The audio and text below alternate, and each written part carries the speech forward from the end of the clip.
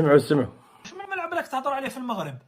وراه الملعب تاعك، عندك كوب دافريك 2025 راح تلعبوهم في ملاعب قديمه. واش من الملعب هذا اللي شو تهضر صحافة عليه يا زيكو، صحافة زيكو، ملعب مولاي الحسن راه كمل. ملعب مولاي الحسن اللي كنتو تقولوا عليه حفره وكذا منها كمل، هاد التصويره ديالو. ملعب مولاي الحسن داروا له الكازو والمدرجات كاملين الكراسات غطاو، باقي لهم غير السقف غادي يجيبوا فيه واحد الشهر في الساعه السقف طق وكملوه. يعني شفتوا صحافة زيكو التباديله داتوها. شو الفرق ما بين ملعب مولاي الحسن وما بين ملعب ديال بشار؟ ملعب ديال بشار اللي ملعب ديال بشار بدا قبل ملعب مولاي الحسن. ملعب مولاي الحسن بدا في شهر جوج، ملعب ديال بشار بدا قبل. ملعب ديال بشار هو اللي بقى حفره. قال لك كيفاش كانوا يضحكوا في الاولى ويقول لك هذا حفره والذكاء الاصطناعي وكل شيء. هما اليوم تشوفوا ملعب مولاي الحسن. انا حطيت لكم تصور هنا كمل ما شاء الله.